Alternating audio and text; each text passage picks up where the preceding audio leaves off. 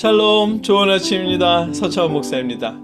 오늘 말씀을 나누기 전에 여러분들께 기도 부탁드립니다. 내일 제가 토론토에 면접을 보러 가거든요. 캐나다 장로교로 적을 옮기기 위한 면접입니다.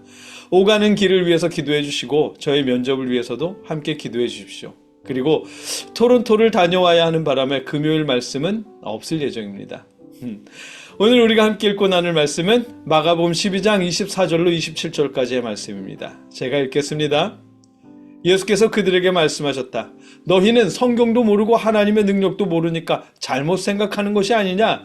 사람이 죽은 사람들 가운데서 살아날 때에는 장가도 가지 않고 시집도 가지 않고 하늘에 있는 천사들과 같다. 죽은 사람들이 살아나는 일에 관해서는 모세의 책에 떨기나무 이야기가 나오는 대목에서 하나님께서 모세에게 어떻게 말씀하셨는지를 너희는 읽어보지 못하였느냐? 하나님께서는 모세에게 말씀하시기를 나는 아브라함의 하나님이요 이삭의 하나님이요 야곱의 하나님이다 하시지 않으셨느냐? 하나님은 죽은 사람들의 하나님이 아니라 살아있는 사람들의 하나님이시다. 너희는 생각을 크게 잘못하고 있다. 아멘.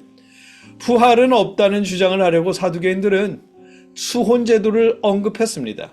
7 형제와 결혼한 여인은 부활하면 누구의 아내가 되겠느냐는 질문이었죠. 그들의 질문에 예수님은 너희는 성경도 모르고 하나님의 능력도 모르니까 잘못 생각하는 거 아니냐? 라시면서 비꼬십니다. 사두개인들은 다윗 왕 시절의 사독 제사장의 후손일 것으로 여겨지는 사람들인데 그런 가문의 사람들에게 너희는 성경도 모르고 하나님의 능력도 모르지? 라면서 말씀하신 것입니다.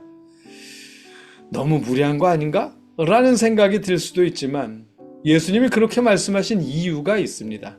성경 어디에도 생전의 결혼 생활이 부활 후에도 이어진다는 언급은 없기 때문입니다. 그럼에도 사두개인들은 성경에 없는 이야기를 자신들 멋대로 추론해서 부활이 없다는 것을 증명하려고 했으니 너희가 성경도 모르지? 라고 말씀하신 것입니다. 잠깐 사족을 달면 성경에 없는 것을 마음대로 추론해서 해석하는 이런 사두개인들의 모습은 우리 시대에도 많이 있습니다.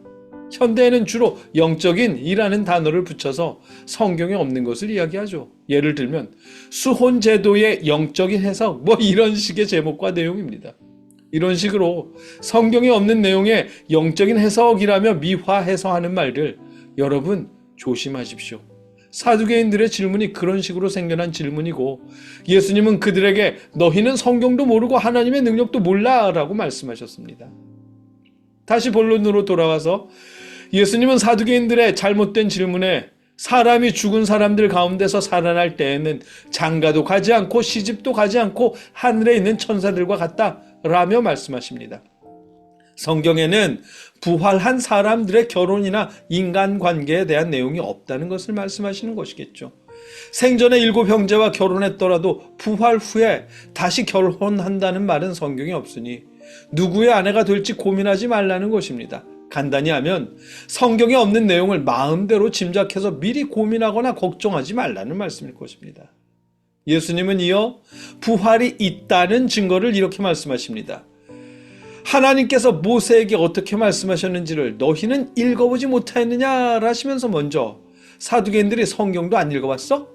라는 식으로 말씀하십니다. 왜냐하면 하나님이 모세에게 나타나셨을 때 나는 내 조상의 하나님이니 아브라함의 하나님, 이삭의 하나님, 야곱의 하나님이다 라고 말씀하셨기 때문입니다. 모세는 아브라함이 죽은 후 한참이 지나서 태어난 사람이거든요. 그런데도 하나님은 모세 앞에서 당신을 소개하실 때 아브라함의 하나님, 이삭의 하나님, 야곱의 하나님이라고 소개하십니다.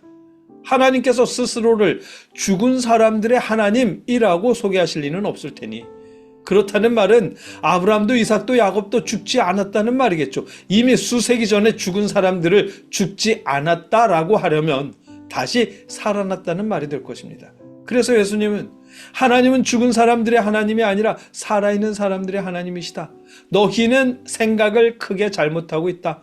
아멘. 이렇게 답변하신 것입니다. 부활 후의 인간관계가 어떻게 될까요? 어제 우리가 나눈 질문인데 그 답은 우리가 알 수 없다라는 것입니다. 왜냐하면 성경에서는 부활 후의 인간관계를 말씀하지 않았기 때문입니다. 궁금하겠지만 궁금해하지 마십시오.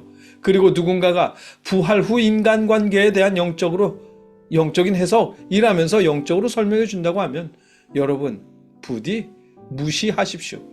사두개인들이 그런 식으로 해석했고 예수님은 그들을 성경도 모르고 하나님의 능력도 모르고 성경을 읽지 않는 사람들처럼 대하셨습니다.